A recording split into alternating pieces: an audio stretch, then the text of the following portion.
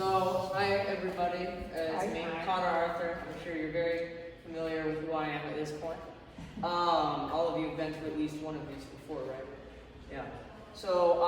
Today we're going to be talking about the history of Denmark. It is a very fascinating history of a very interesting country in Europe that I think deserves some talking about. So the first thing that we need to talk about with regards to Denmark is their origins. Who are the Danes? Where do they come from? Well, the Danes are a North Germanic ethnic group native to the Jutland Peninsula and the islands of Denmark. And they're closely related to a lot of other Germanic ethnic groups, such as the English, Swedes, Germans, and Norwegians. And also, they helped create the Faroese, the people of the Faroe Islands, which is part of Denmark, and then also Iceland as well. So one of the first mention of Danes as a separate group from other North Germanics came on the Jelling rune stone, which is this.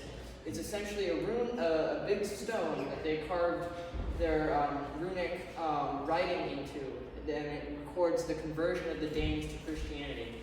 And it's one of the earliest sources that we know is actually talking about Danes as a separate people from Norwegians or Swedes. And they were converted to Christianity by their king, Harold Bluetooth, which you might have heard of him before. He's very famous. Yeah. Is he the Harold that went to England? No. That was a No. descendant. It's different Harold. So this is Denmark itself. It's a very oddly shaped country, very uniquely shaped, because you have Jutland, which is this big landmass right here, sticking out of the top of Germany. But then right here, you have the largest island of Denmark, which is called Zealand, and that's Old Zealand. New Zealand is named after Old Zealand, which is in Denmark. So, this is the main part of Denmark, not including the Faroe Islands or Iceland or Greenland or any of the other parts of Denmark that have variously existed, which we're going to talk about. So another possible mention of Danes early on is writing by the Roman historian Jordanes, where he mentions a tribe that are called the Danai, who live in Getica, or South Scandinavia. But we don't know if this is actually referencing the modern day Danes, or if this is actually a completely unrelated group that just happens to be called a similar thing. So, and the Viking writing is really quite few and far between. They didn't have paper, they didn't write a lot of books or anything. Most of their writing is stuff like the Jelling rune stone right here. So, generally, we don't have any sort of thing like a written origin story for the Danes. They just are so ancient that they just appeared one day and they're here now. So Denmark isn't actually attached to the continent of Europe? Well, it is. Jutland Where? is. Jutland is sticking out the top And of that is Germany. part of Europe? That is part of Europe. Of Denmark? This is Denmark. This, Okay. Jutland, and then these islands right here. So they're all Denmark? They're all Denmark. So Denmark is the Jutland Peninsula and then a collection of islands. So, however, Denmark has owned a lot of other things and still continues to own a lot of territory that isn't just Jutland and those other islands. So Denmark has overseas territories. They have Greenland, which you might have heard about as being a place that is not very green. And the Faroe Islands, which are these tiny, insignificant islands that are north of the United Kingdom that are populated by, well, they were populated by Norse settlers. So, Greenland was first discovered by the Vikings in the 10th century AD, or the 900s, when it was named deceptively. Like, they named it falsely Greenland to encourage settlers, because they're like, oh, come live in Greenland, it's so green! And then people get to Greenland and they're like, they lied. Well, I guess it's too late to turn back now. So the Norsemen tried to immigrate to Greenland and set up colonies, but it totally failed and they all died. Yeah, so although it took a while for them to realize that their colonies in Greenland had failed, and actually in the 1500s, the Danish crown sent an expedition to go and check on the settlers in Greenland, and then they learned that they had all died.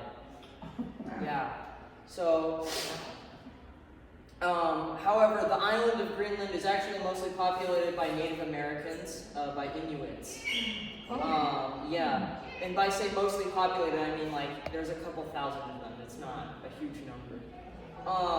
Before and after the arrival of the Norse.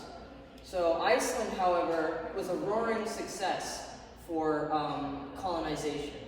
So many thousands of settlers came over from Norway and Denmark, and they arrived in Iceland. And a lot of them actually being exiled, like they were criminals who had been sent to live in Iceland because they didn't want them on the mainland anymore. And they set up a thriving community, and they even set up their own kind of government called an Althing, where basically all of the guys, and sometimes the women too, would get together and they would just kind of talk about like public affairs, and then like they vote on things. And that was the government of Iceland, pretty much. But the problem with that is that it was kind of a weak government and it wasn't very centralized. So a lot of Iceland was sort of just an anarchy where people had to look after themselves, frontier justice and all of that. So you can imagine that Viking frontier justice must have been really something. But anyway, Iceland remained part of the Danish realm. It was, still theoretically a part of Denmark and Norway. They weren't really quite sure about which kingdom actually owned the rights to owned the rights to Iceland, but later ended up in the hands of Denmark. So.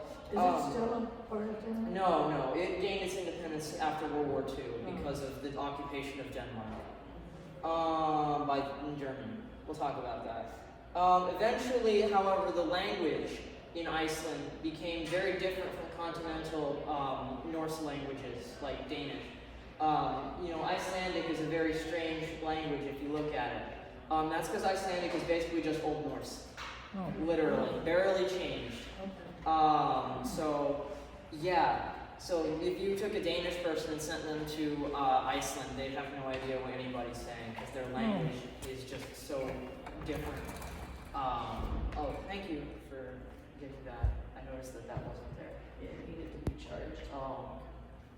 Anyway, the language has become so evolved. Well, really, in my opinion, devolved. Because have you ever heard a Danish person talk? No. They sound like they have a potato in their throat. Whatever that sounds like. Yeah. Hopefully there aren't any Danish people here. Any Danish people? Okay. Well, they can't yell at me for that. So we have a map here, because I know that you guys have just been itching to see a map. So we have Denmark right here, and then Norway and Sweden. And these areas in red are like the Norse homelands, the really dense place, where they would settle, where only Norse people would live. And then over here, you have areas where they migrated to where it's less dense, but there's still quite a bit of a population. Some of them traveled east and set up a town called Novgorod, which we talked about that in the history of Russia, so don't care. And then some of them migrated to England, where they set up a place called the Danelaw, where basically it was Viking territory. English stuff didn't matter because you lived in the Viking territory.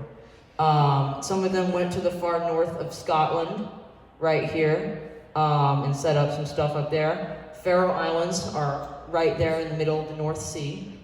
And then some of them went to Ireland and intermingled with the native Irish population and became known as the Hiberno-Norse.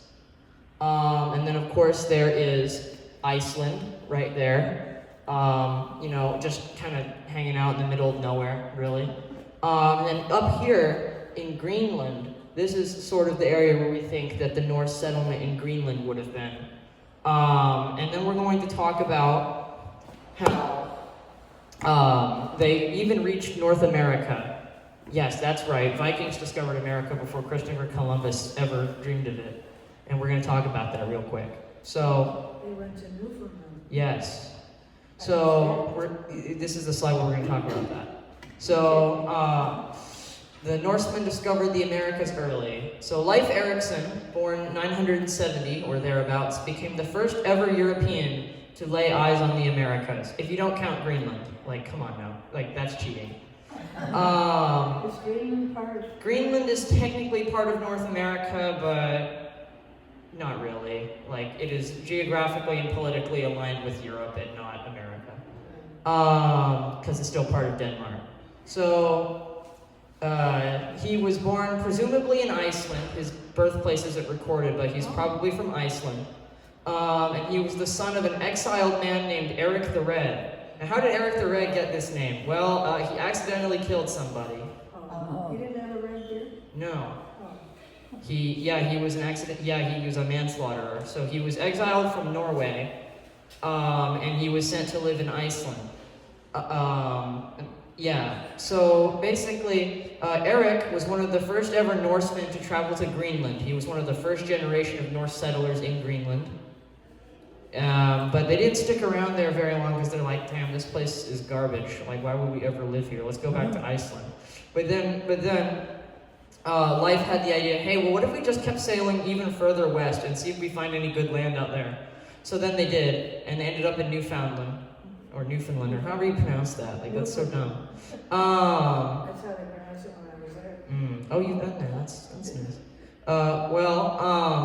Anyway, so basically around 1000 AD, they slammed into Canada, but it's not Canada.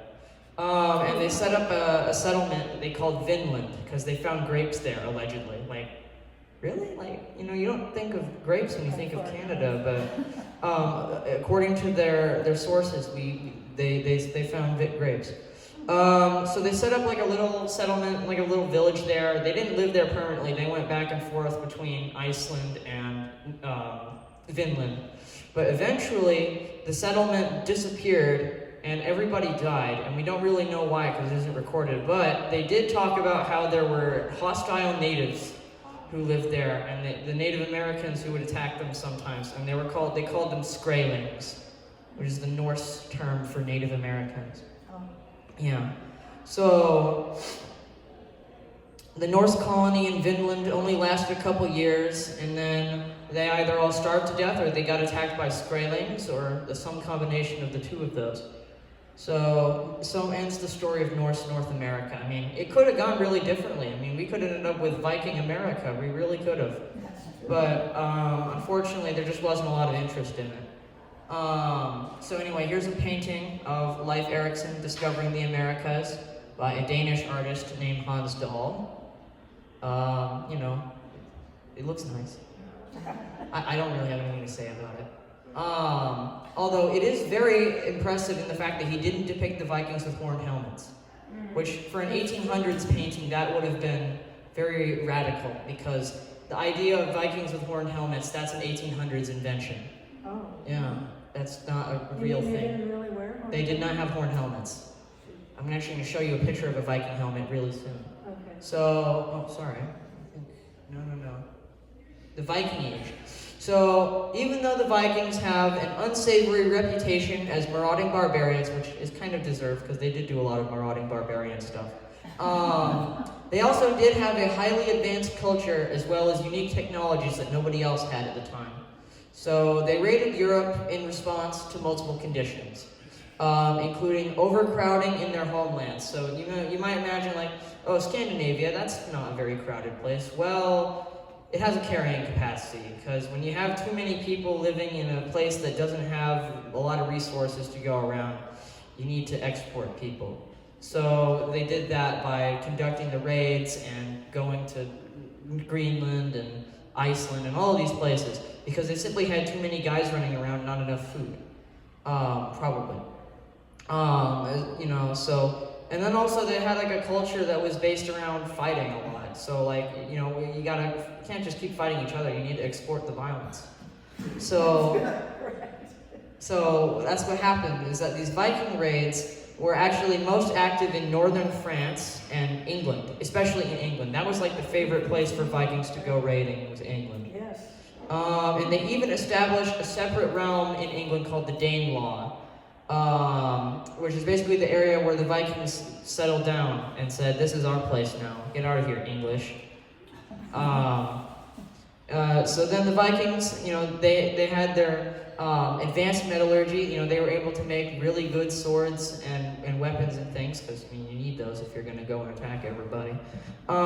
They had their own form of writing, their runic alphabet, which I showed you on the Jelling runestone right there. And also their ships were the most advanced of any type in Europe. And one of the hypotheses on why the Vikings conducted these raids is that their ships gave them the ability to do it at all. Like, basically, like, if you have a ship that can just go really far, you know, in open water, then, like, why wouldn't you go on a raid? I mean, that was their idea anyway. And they were even capable of crossing over to America, which, you know, in the most rough part of the Atlantic, the northern part of the Atlantic. So that was quite impressive. The Europeans wouldn't have ships that were capable of doing that until the late 1400s. You know, the carracks that would have carried Christopher Columbus to the New World. So this is a true Viking helmet right here, no horns, as you might be able to discern. And it's entirely made of metal, and it has a bit of chainmail hanging off the back of it. So they didn't have fully enclosed helmets, but they did have a mask, sort of, that came down and covered the eyes, which was rather uncommon at the time. Most helmets would have been either open-faced with just a bar that comes down to protect the nose, but some of these Viking helmets were very, comparatively very enclosed for the time. And this is a Viking sword right here. It's, you know, it doesn't have they didn't like the crossguard. The crossguard for them was kind of they just didn't like crossguards. This one's barely got one. But overall, it's a sword. I mean, I don't know. So basically, however, Denmark had a king, you know. And Denmark's first really important king was Harald Bluetooth, who we mentioned earlier, and he was the son of an even earlier king named Gorm the Old, who was the first one that we know actually existed and isn't legendary, who was able to consolidate his realm from a collection of independent lordships that previously existed. So basically the Vikings were converted to Christianity from their original religion of Norse paganism gradually. So sure, Bluetooth might have converted, but that doesn't mean everybody in Denmark is going to do it. It's going to take a minute. So the heathen ways lasted for quite a bit after the conversion, and sometimes even isolated cases are found going into the 12th century. In the 1100s, people, you know, isolated people in rural Norse places doing their original religion, not Christianity. So in 1397, Denmark, Norway, and Sweden were unified by Queen Margaret I. So basically, they had a union called the Kalmar Union, where they were like, okay, the king or queen of Denmark, Norway, and Sweden are going to be the same person. So the realms will be unified. And this lasted a really long time, until the early 1500s, when Sweden decided that they were sick of being part of the Union and they tried to leave it. So they did a civil war thing, and they actually succeeded, which is what brought about the disintegration of the Kalmar Union and the breakup of Scandinavia. Oh, and this right here, this is depicting the baptism of Bluetooth right here. So, yeah. So, and then Denmark had another really good king. They had Canute the Great. So, in 1016, Viking prince Canute of Denmark seized the throne of England. He came over to England and said, "This is mine now. All of you can just accept that, or else." And then he acceded to the throne of Denmark without conquest in 1018, and in Norway in 1028. So he had quite the empire going already. And he was the son of Sven Forkbeard, who was a son of Bluetooth. So he's third generation from Bluetooth. And in 1031, Malcolm II of Scotland submitted to the authority of Canute. So basically Scotland was his, sort of, because the king said that he'd do whatever Canute says.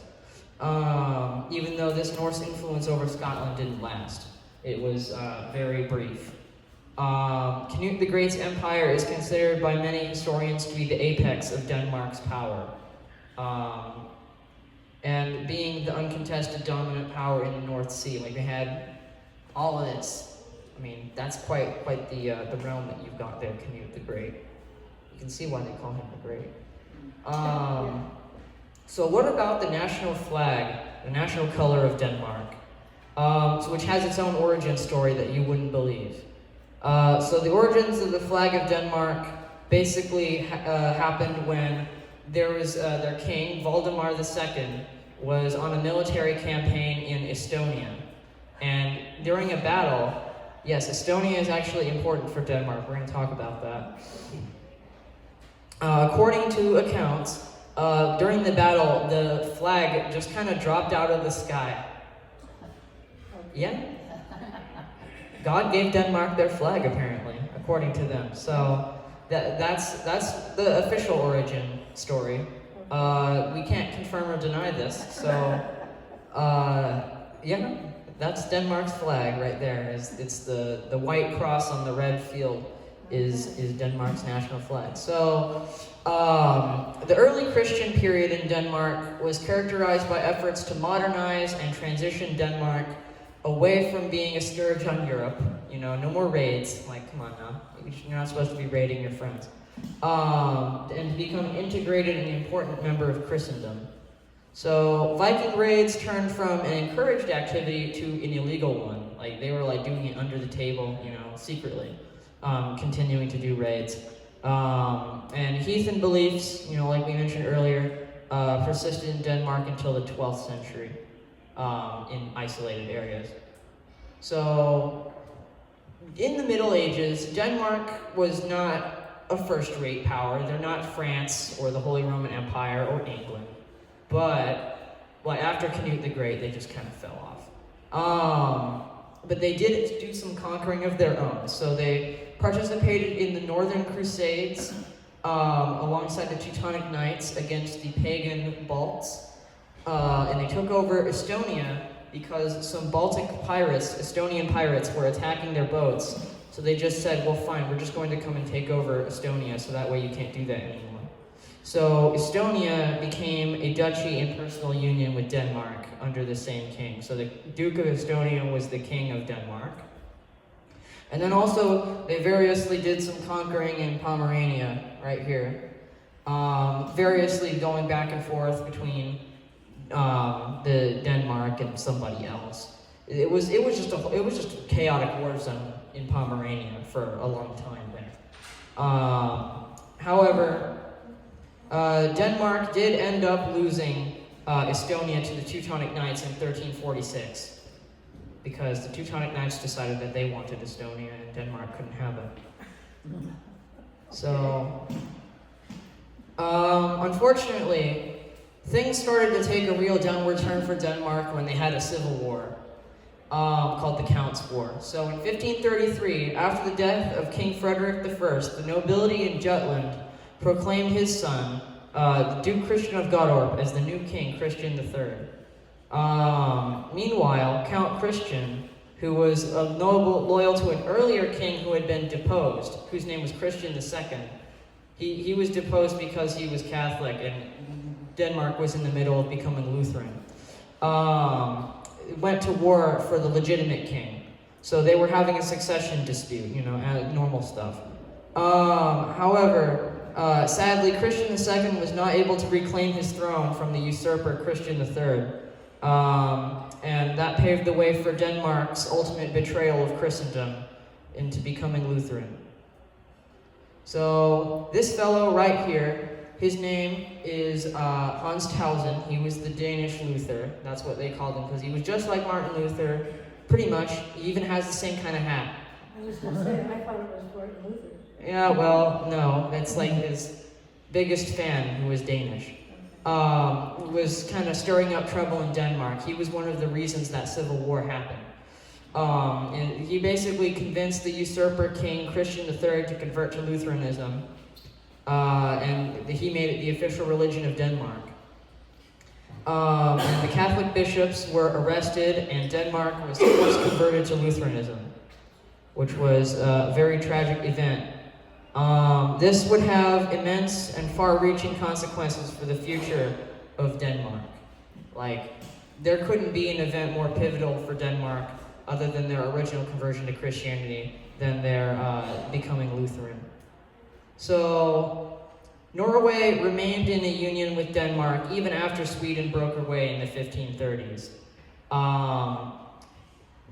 So Norway, however, was sadly not treated as an equal partner by Denmark. They were abused and treated like a second-class possession of Denmark by the new king, Christian III. So he persecuted the Catholic Church in Norway, sacking the native Norwegian Catholic clergy and replacing them with Danish ones who would be loyal to him. Because this was about control. This conversion from Catholicism to state Lutheranism was because the king wanted to have control over religious affairs in his country and not have to be responsible to anybody else. So what they did was that he's like, okay, all your churches belong to me. And then Henry VIII did that in England. He's like, damn, those guys had like a good idea, let's do that. It was a good, bad idea. So Norway, however, would eventually escape this union with Denmark by entering into another union with Sweden in 1814. We're going to talk about that. That happened because of the Napoleonic Wars. So basically, Denmark and Norway were united for like a really long time, even after Sweden broke away. So then they had another war, because that's like everybody's favorite thing to do.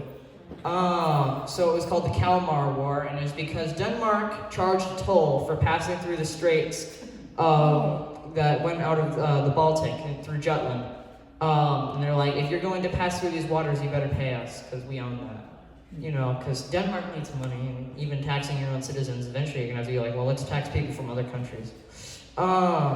So Sweden really hated paying this toll, because that was the only way they could get out into the open water, was going through Denmark. And they're like, oh, fine, we need to like find a new way to go there. So in 1607, Sweden invaded the Lapland, which is the northern part of Norway, the really far north part of Norway. And they said, this is Sweden now. Yep, they like doing that a lot. Basically, Sweden is like, hey, Norway, you're part of us now. And basically, they tried to open an overland route going through the mountains to get from Sweden to the North Sea.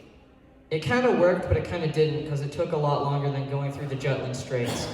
But basically, Denmark was like, hey, you can't just invade us. Like, what is this? Obviously not. So Denmark responded by invading the city of Kalmar, which is in Sweden.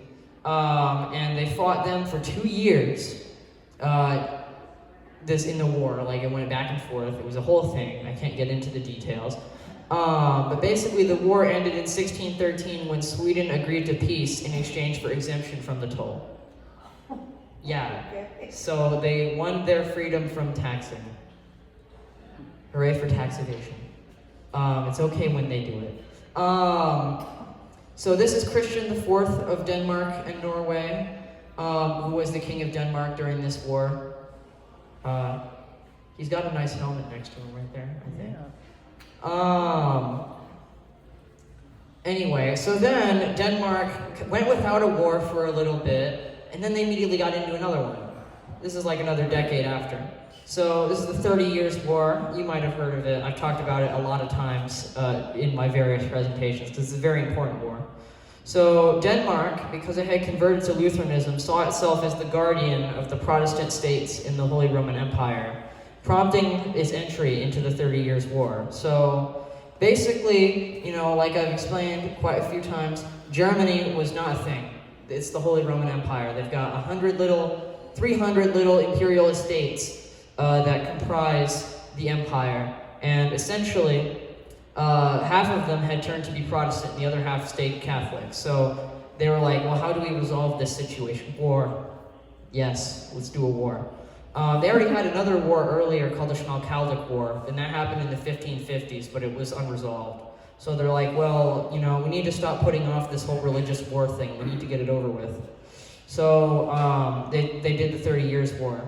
So Denmark was prompted to enter the war in 1625 when they received large donations of money from other Protestant countries like the Dutch, England, and the Lower Saxon circle of the Holy Roman Empire. And with this money, Denmark hired a lot of mercenaries to do the fighting for them. So they didn't actually send in many Danes to do the fighting. They were like, hey, German mercenaries, how would you like to be hired by Denmark to fight for the Protestants? And they did. However, the Danish intervention totally failed. Like, this is a theme of Denmark not being very good at war. Like, so they kind of retired from it a little later. Took a while, though. So the Danish intervention in the war failed, and in order to prevent their takeover by the imperial forces, by Austria, they essentially said, fine, if you can't beat them, join them. So they switched sides in the war. Yeah, so basically Denmark was like, well, it would be really awesome if they didn't come in and take us over, so let's join them, and then maybe they won't do that to us. There we go. So meanwhile, Denmark was also collecting a colonial empire, because it was kind of the thing to do back then. This map is, the reason why you can't see anything is that their colonies are so insignificant, they literally aren't on the map. So they had, obviously they had Greenland and Iceland, but those don't really count, come on. That's the biggest one.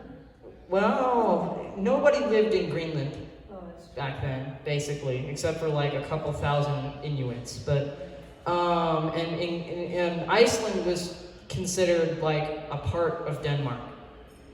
It wasn't a colony; it was an integral piece of it that just happened to be separated by water. So then Denmark was like, "Damn, we need some colonies in the Indies because that's where everybody's going." So they're like, hey guys, let's buy some islands from France. Let's do that, because there's no more unclaimed islands, so we need to buy one. So France was like, hey, we got some islands here we're not really using. Could you buy them, Denmark? And so they bought these islands in the West Indies, in the Caribbean, from France in 1666. I don't think we even have an amount that they paid for them, but it was probably not a lot, because these islands barely mattered.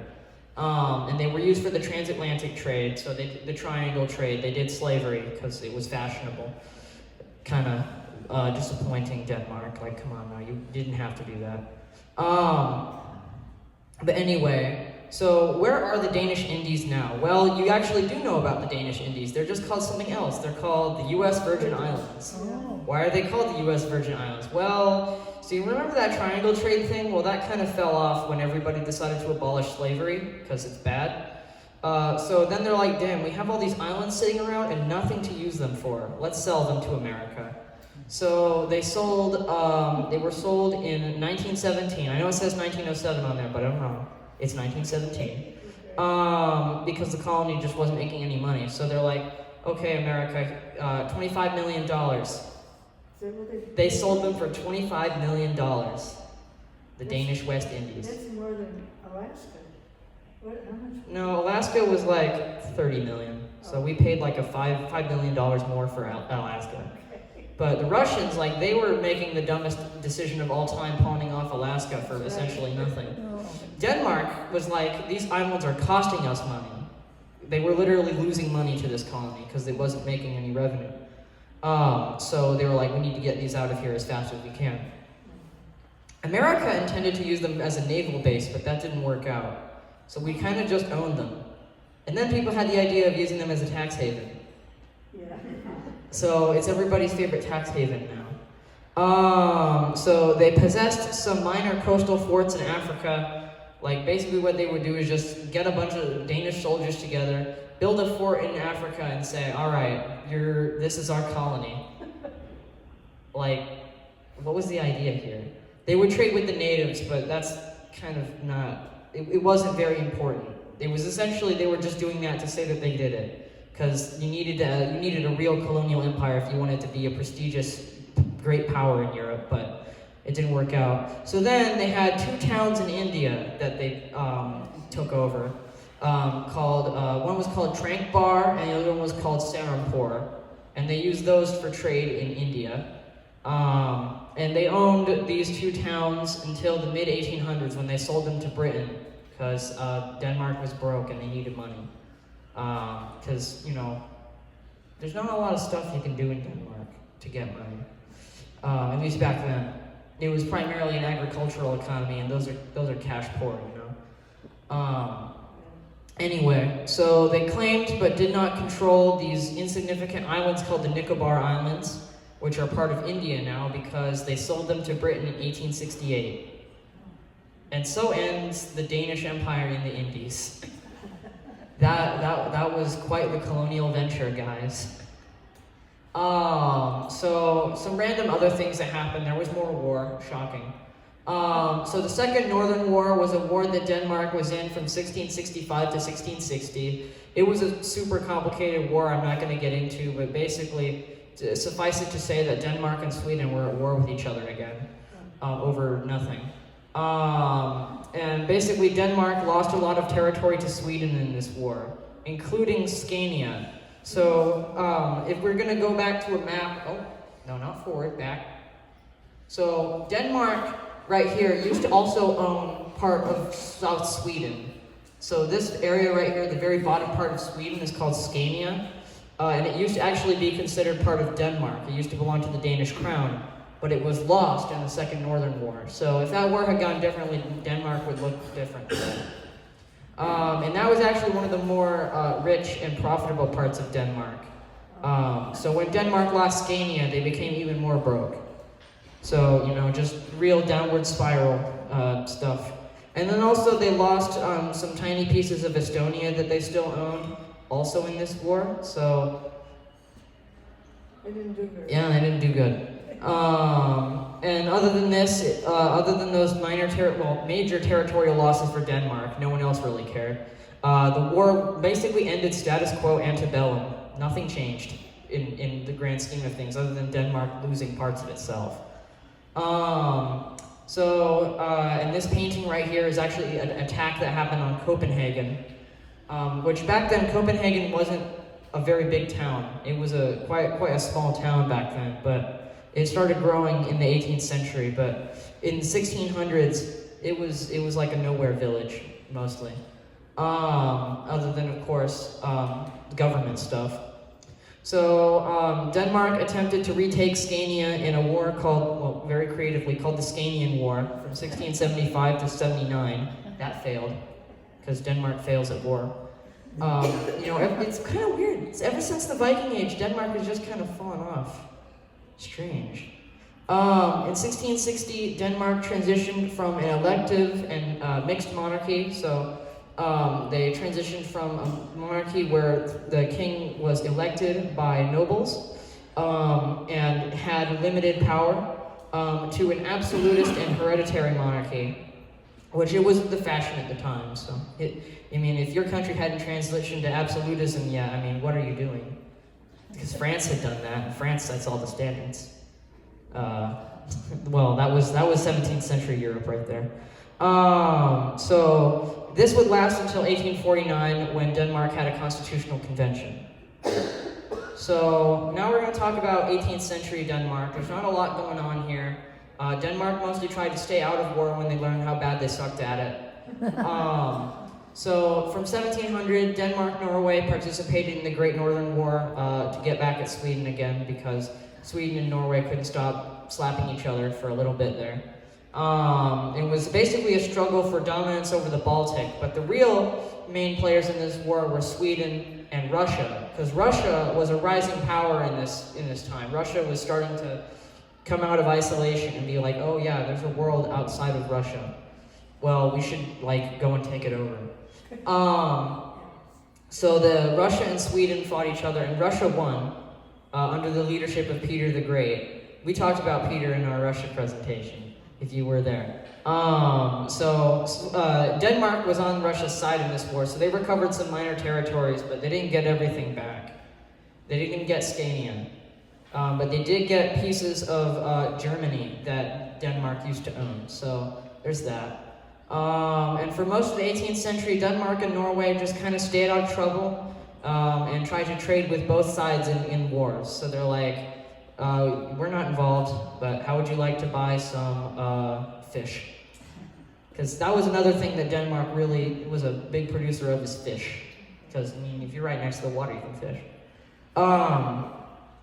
So Denmark and Norway actually had a bit of a prosperity towards the end of the 18th century. They were starting to recover from their time of troubles and get some economic prosperity.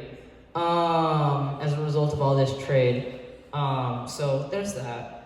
This guy right here, he's Frederick IV, King of Denmark and Norway, Duke of Schleswig and Holstein, Count of Oldenburg, etc., and ruled in the early 18th century. So he was king during the Great Northern War. As you can see, this is really the time period when the last of the royal portraits where they're wearing armor. After the early 1700s, armor wasn't a thing in portraits. So this is the last king of Denmark to be wearing armor in his royal portrait.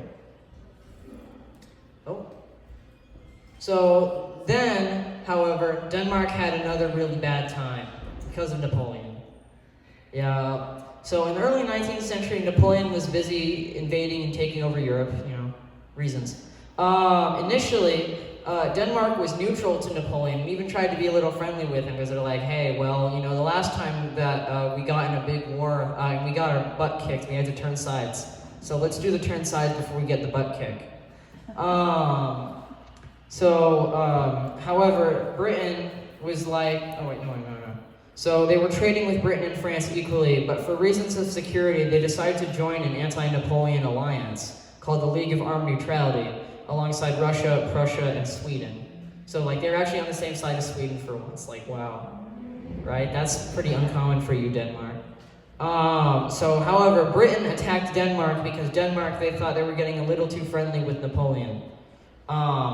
So Denmark suffered greatly at the hands of the British because they got blockaded, and when you're Denmark and you get blockaded, that's not a good thing.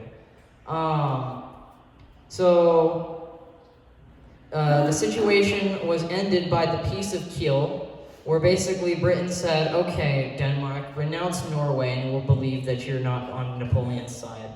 So then Denmark renounced Norway. And then Sweden was awarded Norway, which is how Norway escaped the union with Denmark, is that they got to be in the union with Sweden instead, because Britain trusted Norway with Sweden a lot better because Sweden was far more anti-Napoleon. So Denmark and Norway have never been reunified since this. Maybe one day. The Danish colonial empire, we talked about that earlier, would endure until 1869 with the sale of its last colonies to Britain.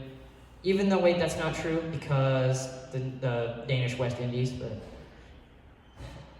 Anyway, so this guy is Frederick VI of Denmark and Norway. So he was king 1808 to 1839, so he was the one who had to deal with Napoleon and Britain. So you can imagine that he's kind of smiling in that picture, but that's probably not a real smile. Although it's impressive that he smiled for a royal portrait, considering that the guy had to paint that live. Imagine holding a smile for that long. So he must have been a really good smiler. So, however, Denmark wasn't done having problems, because, come on now, we're a country, we need to have a crisis every couple decades or so. So they had a crisis in 1848, which is a thing that was very fashionable in 1848. There was a lot of stuff going on. So nationalism in Denmark had been increasing in popularity before the Napoleonic Wars, but in the Napoleonic Wars, it really all came to a head, and Denmark finally decided to have a nationalistic revolution in 1848, just like a lot of other countries in Europe.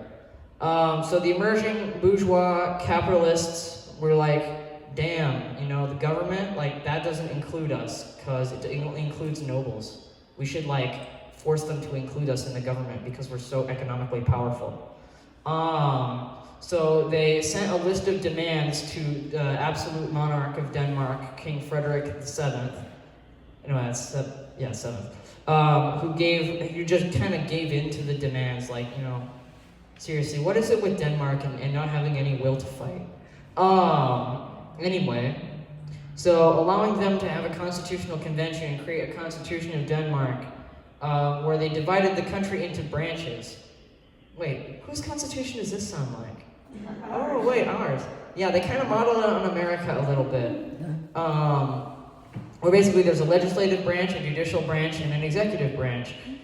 With the king being in charge of the executive branch. Because, they're like, you are the king, you should, be the executive. Come on now. For the time being. We're going to talk about how that kind of not became the case. But Slavery also got abolished in the Danish Indies, even though it had not really been happening for a long time. They're like, hey guys, slavery is still technically on the books. We better abolish that.